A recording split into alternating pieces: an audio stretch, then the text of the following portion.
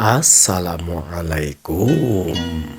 Wilujeng patepang deui sareng Kang Dagol. Bade neraskeun dongeng dina judul Si Bolet. Seri carita Jawara Edan.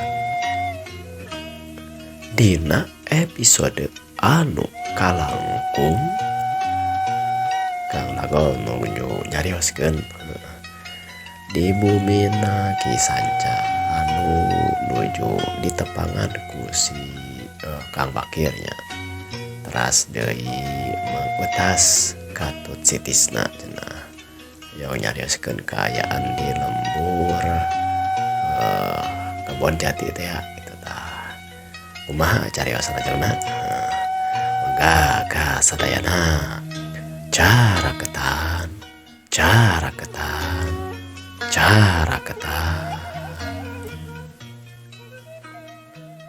dongeng Si Bolet episode ke-27.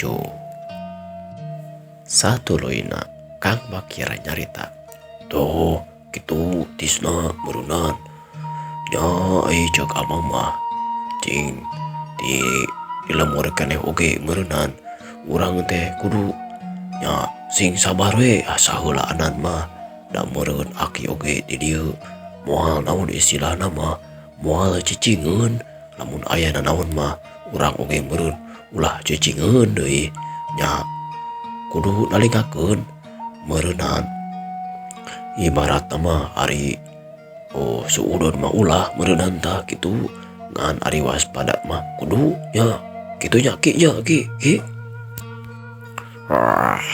Bener pisan Bakir. Ai lamun arek ditamahan mah ku aki nanaon oge kudu nete taraje nincak hamalan ulah getas harupateun kudu boga pesak jero asak jojohan jeung panjang tinimangan.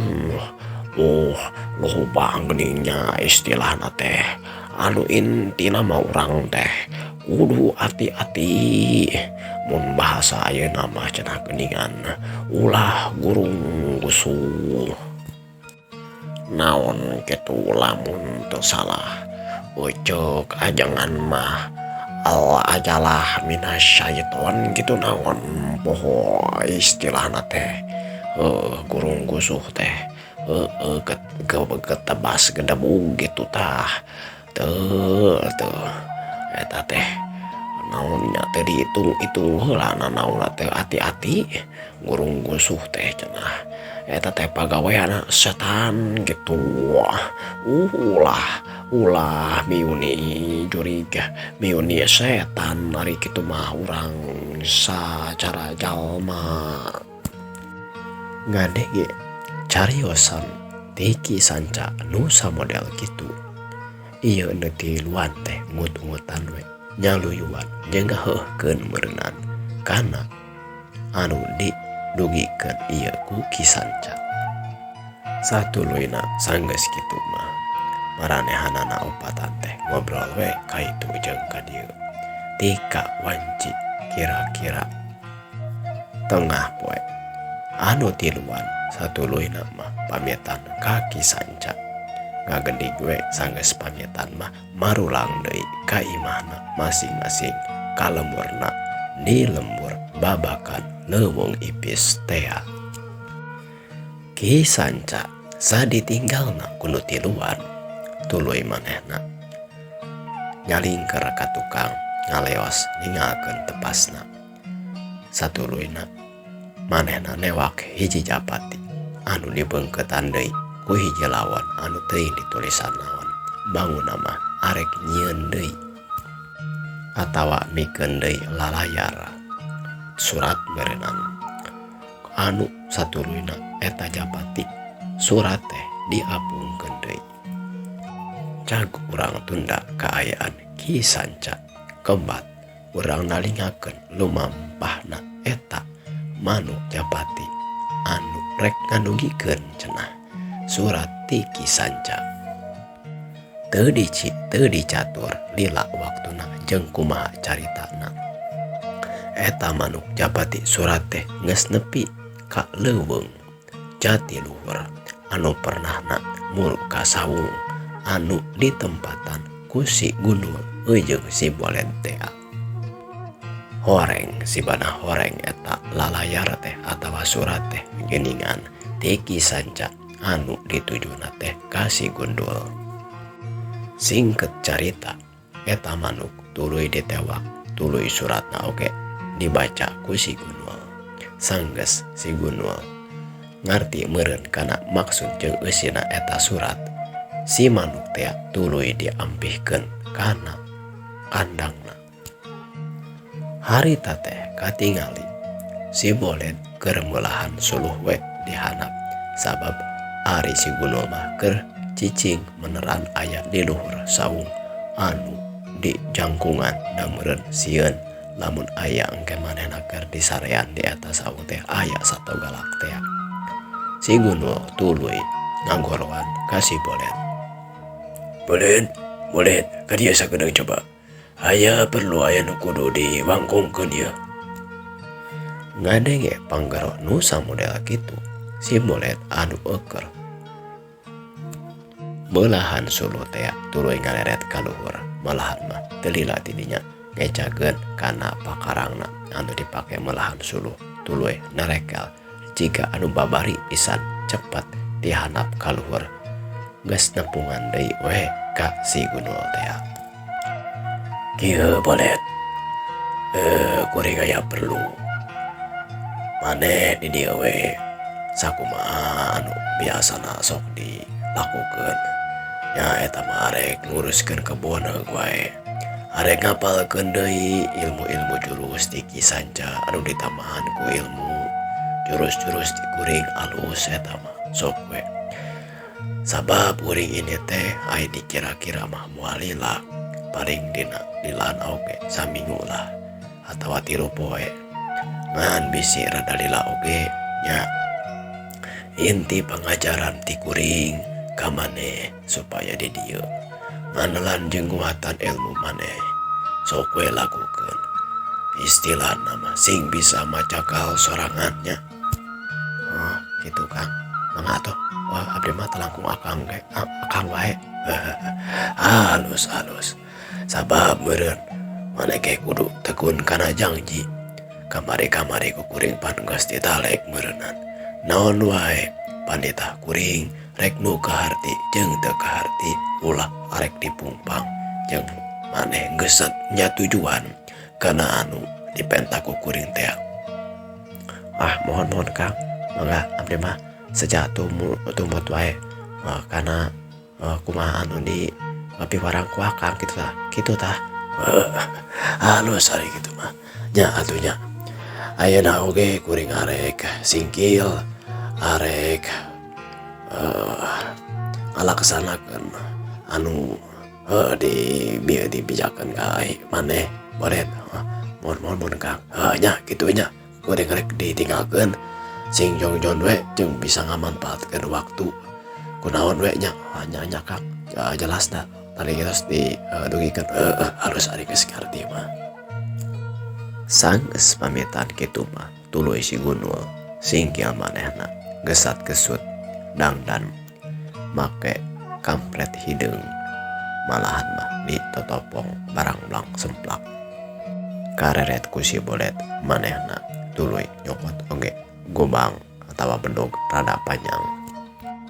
Jika anu saged pisan ngeningali kana pamola si Gunul samodel kitu rada heran dina pikiran si Bolet jika arek ngajorag musuh atau arek perang. Bakatku panasaran selang-selang pangangguran si Bolet tumanya. Kakak punten abdi bade tumaros. Nah jika anu saged pisan jika aya anu arek ngajorag musuh atau aya naon ieu teh Kang. Teu lain ari arek ngajorag musuh mah ngan nya urang teh kudu sasadiaan we. Tapi lain aya naon ieu mah Ya cek bahasanya nama sadia payung sebelum hujan cenah. Ya nanaon oge kudu boga pesak jero jeung kudu rintih. Itu ya nama atau kudu nyaho sabab panjang teh lamun rek dicari ketakeun ayeuna. Kuring oge kudu buru-buru mangkat nya kitu we nya boletnya. Kuring mangkat teh aya. Teu lila tidinya tuluy si Gunul loncat we ka handap ti luhur saung teh tuluy mangpreng lumpat dina gerakan anu cepet pisan. Sajongjongan si bolet melong we kana arahna eta si Gunul anu mangpreng lumpat teh. Kuring geus kaasup jalma anu rada bisa dina palebah lumpat tarik mah. Tapi ningali lompatna Kang Gunul mah menikah asal lebih cepat ini mang kuring. Hari itu mah berarti benar-benar kuring oge kudu bisa nurutan da jeung Kang Gunul oge anu penting nama latihan dari masalah ajian itu ieu mah ngan ukur-ukur dategeun kana pikiran urang jeung patekadan urang anu leuwih penting nama nya latihan jeung kumaha urang ngolah awak ngolah cara bahasa ayeuna mah meureun teknik dina ilmu bela diri sabaraha kieu pasti sakedeung atawa lila kuring oge pasti bisa nurutan kana kamampuan Kang Gunul sabaraha kitu. Nu penting mah kuringna kayeng kitu cenah ceuk si bolet dina hatena. Cak urang tunda kaayaan si bolet kebat lumampahna si Gunul anu mangpreng we keluar ti jero leuweung. Jati luhur teh muru ka sisi leuweung anu manehna mah jiga apal. Di hiji tempat di lebahan geus wawengkon leuweung ipis. Tapi manehna henteu muru kana lemburna atawa imahna Kisanca mah tapi labas ka hiji gawir anu didinya jiga aya guha. Lumampah anu sakitu jauhna teh ku si Gunul bisa dijalankeun kalawan sakitu cepetna. Memeh tengah peuting oge manehna enggeus aya di eta wewengkon. Dalamun dilumampahan ku jalma biasa mah meureun kana kudu 3 atawa 4 poena ti tengah leuweung jatiluhur ka wewengkon leuweung ipis waktu harita. Di eta gawir manehna cicingna henteu lila ngan ukur jiga saukur ngalongok ka eta tempat. Jika nama teu lila aya nu nempatan bangunana dilongkokan ku Kisanca atawa si Tisna. Sabab ukur tiluan kuring Kisanca jeung si Tisna nyaho tempat ieu.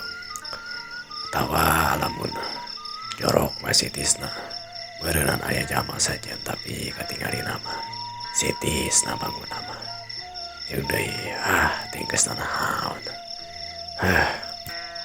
Sajongjonan si Gunul didinya ngareureuhkeun kacapek tapi teu lila tidinya tuluy manehna ngabelesat deui muru ka sisi lembur anu dituju lembur kebon jati. Dina gerakan anu cepet malahan mah saliwat ku jalma biasa mah moal katingali we aya jalma anu ngaliwat. Malahan mah saking kumulus-mulusna eta gerakan jalma anu kawilang nyaho ilmu kanuragan atawa ilmu nyiluman oge moal bisa we kaciri naon wae anu dilakukeun ku si Gunul waktu harita. Di jero lembur lebahan anu deukeut ka imahna Juragan Jumawa teh aya hiji tangkal kalapa tuluy ku manehna ditaekan narekel we menika teu kaciri jeung teu katempo saliwat mah celeg anya celek manehna di luhur ponclot eta tangkal kalapa bari ngawaskeun ka imahna Juragan Jumawa. Bagea Jumawa lila urang teu patepung tapi kuring datang ayeuna rek nepungan tapi arek nyoba sakumaha menang latihan kuring salila mang tahun-tahun ieu. Nah, bisa ngaluhuran ilmu na Ki Peteng atau acan terutama utama nama nah jurus atau pitapak siluman kuring masih kan bisa karasa kumanen atau hantu Jaki sanja mah cenah aya maneh Ki Peteng di dia teh jika kerkumpul jeung katinggalina mah jika benar sabab ditepas itu jika acara jang jeung loba pisan jalma nya aya 3 atau 4 mah naon anu diongangkongkeun anak kuring kudu leuwih deukeut ya heup kalayang si Gunul ngaragrageun awakna tapi jika anu teka ciri pisan malahan mah samangsa-mangsa manehna ninca kana lemah jika sorak pisan jika anu babari pisan naon wae anu dilakukeun ku eta si Gunul dina gerakan anu cepet anu luwes atawa teka ciri pisan nimbulkeun sora manehna tuluy ngantayap ngadeukeutan imahna Juragan Juma dina waktu anu singkat manehna geus bisa asup ka jero para imahna Juragan Jumawa tuluy ngatayap jika ucing teu kadenge pisan malahan mah meureun ucing oge moal bisakeun saperti kitu si Gunul geus aya di luhur para anu deukeut pisan lebahan tepas imahna Juragan Juma katingali ku si Gunul di dinya aya 4 lalaki keur ngariung we jika keur ngawangkong di imahna Juragan Juma tea kadenge ku si Gunul hiji aki-aki nyarita Juma ari eta kira-kira si Gobang jeung nu sejena baralik ti imahna si Kulisi teh biasana sok aya jam sabaraha atawa iraha da ieu geus liwati tengah peuting ieu maranehna can katingali baralik biasana mah tengah peuting ari ngalatih main poma tuh tiga tengah peuting gitu tah tapi kadang-kadang sok ngarenong atawa buru janari baralik nate damureuna diajakan ngawangkong heula malahan mapan sok sabari ieu dituluykeun jeung ngarona cenah ujung eta tah ujung si Kulisi wah gitu kemana tuh nah supaya jadi jong-jongan meureun urang ngawangkong kieu cuma jeung maneh oge murka waing di titah ka dieu aya anu kudu dipahotkeun ngeunaan larancang jeung janji pasini urang sararea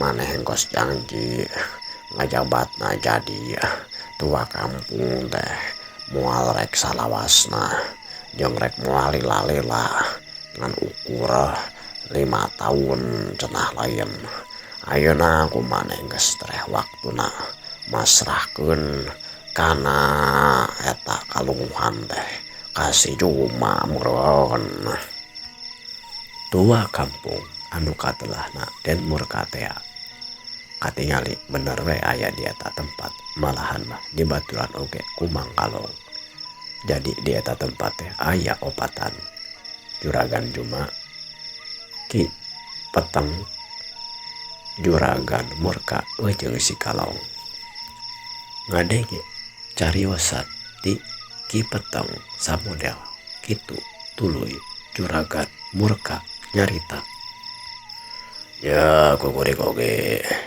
geus dipikir-pikir ti kabarikan aki matakan kuring mendang saraya gitu minta tulung ke aki hayang dijejehkeun jadi kugu nya supaya tatahar urang sadaya teh jadi mungkin junun mungkin kuat lah sabab meureun anu ngawasa ieu di jadi tua kampung nyameureunnan kabilang anak atawa murid aki oge nyameureun ku juragan Juma tuluy kuring jadi kuwu nyameureun moal rek kumaha deui pasti oge rek ngarojong kana paniatan aki gitu taki tapi kuring mah masih kene hariwang kumaha eta aduh si mantan eta si tua kampung nu tiheula si Kusuma ya kira-kira ngaganggu moal yo kada rancang urang ki gitu cenah ceuk Den Murkah teh. Wah, kahariwang eta alus maneh boga kahariwang samodel kitu tapi ari kadenge nama ti si Juma jeung ku maneh oge ningan kasaksian meureun ti barang kurang deui saya yo si Kusuma teh malahan mah teu kadenge deui nyameureun kabur wae jeung deui si Sanca oge jiga teu ngaganggu kana itikad urang jeung deui moal bari ngaganggu sabab geus aya janji pas ini lamun urang teu nyieun kaonaran mah cenah moal rek naon istilahna mah ngaganggu da anu penting nama meureunna maranehanna mah mararaneh ngurus rahayat di dieu nya jadi tua kampungnya jadi kubu ulah tika nyieun karusakan atawa kaonaran nya dipikir-pikir mah meureun urang nyieun kaonaran oge ayeuna urang geus boga tempat anu merenah rek naon ngaganggu kana keamanan mah rakyat jeung masyarakat da meureun sarua jeung ngaganggu ka urang-urang sorangan ari kitu mah. Ngadenge carita cariosan ti peteng samodel kitu tuluy juragan Juma nyarita ari kitu mah meureun ki rarancang urang anu kuring arek jadi tua kampung tuluy ieu si Den Murkah jadi kuwu teh bakal deket-deket kana laksana atuh nyakinya deui istilahna mah anu rek kaganggu kitu taki. Benar pisan tapi sing ingat ayo mah ukur naonnya ukur sengkedan tina ranja tina taraje anu rek nepikeun kana pamaksudan anu sabenerna nya dina hal ieu mah meureun ceuk anu balalonar mah urang teh kaasup jahat tapi ari cek urang mah ieu mah rarancang atawa kahayang urang dina mapang kahayang ojong ngadonan cita-cita sabab aki mah kekeh hayang jadi jalma anu ngawasai tempat hayang ngumpul harta hayang pakokolo teh hayang hanang-haning senang cara anu pernah kuaki dicaritakeun ka bararaneh jeung kudu dipikirkeun yen upama teh mah ieu kahayang aki ti kalaksana teh mah dasari laing oge bakal ngasaan ngeunahna atuh coba maneh Juma meureun jadi tua kampung maneh Murkah jadi kuwu aing boga paguron silat anu loba jalmana jeung moal ngarugikeun dina istilah nama usahana oge da moal dinu deukeut rek cenah di kota jang ngumpul-ngumpul harta Ayo batur mah merenan nu disebut nyegi teh munyung ka gunung muja ka sagara. Dan kitu mah wah cek aki mah nu aya mah munyung mah nya kitu we nyokotan duit ka gedong-gedong muja mah maukan harta ka anu kararaya. Apaan salian tiata teh meureunan maneh murka bisa neangan harta ku jalan maneh jeung maneh jurma juma maneh oge bisa ngawasa kebon karet tanuh di ieu kampung anu ku maneh bisa ngumpul-ngumpul harta pan kabeh untung ngari kitu mah. Benar-benar pisan ki eta pisan anu dipikayang ku kuring teh. Tapi kieu Kang cuma ari si Ipi jeung si eta teh duh pi naon eta teh anu sok ngabantuan di dieu teh. Wah ya naon kitu kara ain arayawo di dieu bisi jadi jak-jak bodas atau jadi nyamalkeun kana darancang urang. Wah eta mah teh kudu hariwang. Cenah teh naon manehna keur hayang ulin ka dulurna nya aku kuring dijurungkeun jadi di imah mah aku raya opatan nya kasut jeung si Kalong jadi aman moal kudu aya anu dihariwangkeun mantakan ku kuring. Dan mur ka di ieu ge ku kuring diundang ti tadi teang ka dieu kitu ku si Kalong nya na waktu ayeuna tempat anu waktu anu tenang di dieu jang ngawangkong jeung bakal jong-jong ngawangkong keunana kitu tah. Nya saya atuh ari kitu mah ari kuring mah bisi hariwang kitu tah ari aman kitu mah jong-jong we meureun ngapadamikeun ana oge. Ari kitu aya ngapadamikeun naon kara mereka kitu cenah ceuk juragan cuma. Lain gitu Kang Juma kapan geuning Kang Juma sok nempuan wae jeung nanyakeun wae si herang pencerang teh geuningan kuring geus di naonnya geus di jalanan tinggal diteangkeun eta mah ngan meureun eta anu di imah ulah ti kanyaun meureunan tah arek dibawa ka dieu atawa arek ditepungan ka imah. Eta mah halus-halus pisan atuh. Tapi bener ya ranjar ya. Wah tenang we ku kuring geus diatur eta mah. Wah halus atuh ari kitu mah. Naon sia teh. Wah keur ngawangkongkeun liang leutik lain. Aki oge hayang atuh si mencerang herang mah. Eta kumaha tah murka aya jang si Aki. Wah tenang ki ku kuring geus di jalanan geus di larancang pokona mah di imah kuring lah eta mah bisa hiji sewang malahan mah bisi teh mah ayeuna si Kalong atawa si Ruyung arek di taeun oge rek di jatahan nah disiapkeun ku kuring. Ari kitu moal nimbulkeun kacurigaan ti warga-warga atau masyarakat nu deukeut di imah tah. Eta mah urusan kuring ngan nyaho di aman lah da di lingkungan imah kuring mah moal kudu jadi masalah nu bener kitu-kitu mah. Halus gitu atuh ari kitu mah. Eta kira-kira iraha arek dilaksanakeunana atuh kuring mah geus kena retek ieu. Da anu di imah mah asa tiis hayang anu si mencerang jeung herang si gurilem teh meureunan bangunna mah kaasaan bakal jadi haneut tah. Ari eta mah aku mah Aki da arek penting ayeuna ngan ulah penting ayeuna meureunan da acan candi ieu candi titaka imah ka itu.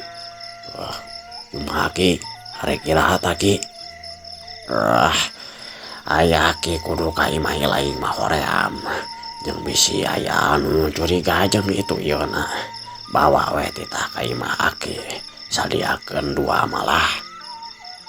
Aki oge nyayang asan we moronan lamun sempat dua-dua wae mah moal kudu katetere jajaten hari maneh urusan ilaing duaan mah eta mah urusan ilaing duaan ngan aki arek balik teh palingan oge meureun ayeuna arek ngenong di dieu peuting isukan nah peuting pagetolah kumaneh ditaka ieu mah aki nya aki meh jongjon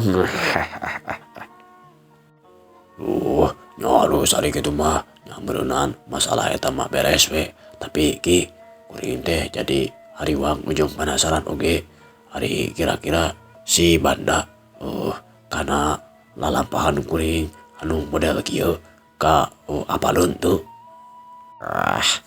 si Banda mah tuh kudu di hariwang kuan lanto aya di imah aki manehna keur diungsikan ka pianak aki atawa ka murid aki nu sejen sing jong we ieu mah rahasia urang jeung maneh kalong kade maneh sing apik-apik dari urusan ujung aki mah geus moal aya masalah urusan ujung si Murka moal aya masalah meureunna ieu juragan maneh yo bisi kagawan nu dieu mah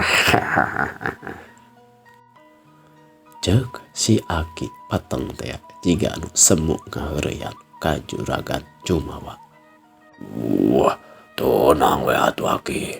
Jung deui juragan, tenang-tenang saja. Sama saya mah segalanya akan menjadi mudah lah. Ngan anu penting mah ieu jang tutup ieu. Ceuk si Kalong bari ngagesek-gesek curug jeung jempolna. Malahan mah ditutupkeun dampaleungeuna kana pahamna. Meureun asal aya duit mah manehna moal rek coceng atawa ngomong ka sasaha deui. Gampang eta mah. Geus pada ngarti lah. Tapi hiji deui anu kudu paheut teh Ki.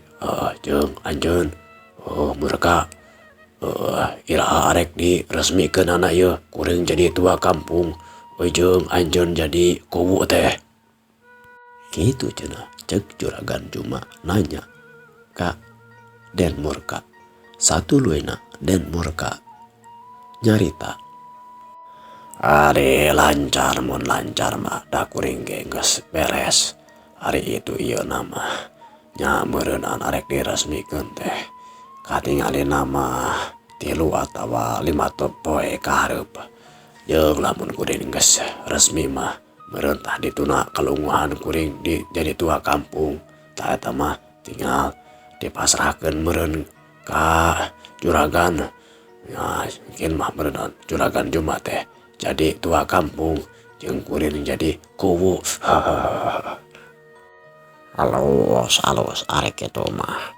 Berarti rancang urang salela ieu teh jiga arek ti tekanan, jiga arek lancar.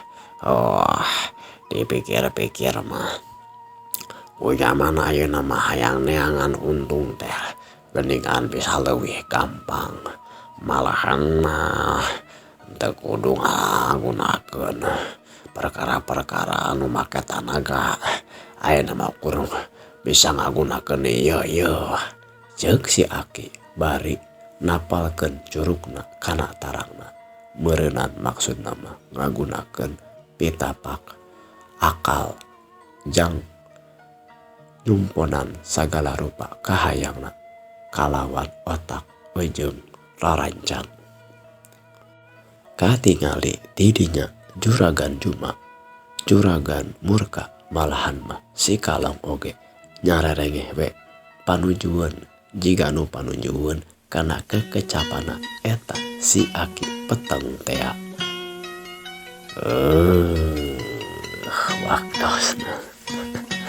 Waktosna parantos cekap kanggo episode nu ayeuna. Ngahaturkeun nuhun ka anu parantos subscribe, parantos nge-like sareng komentar kanggo kasayan ieu channel Kang Dagol. Mudah-mudahan Kang Nagol ge mungkin iyalah mungkin semangat dina narasikeun ieu carios dongeng ti Kang Nagol. Kumaha ya lajengan carios si Bolet maka di simak wae nya ditonton wae dina episode salajengna.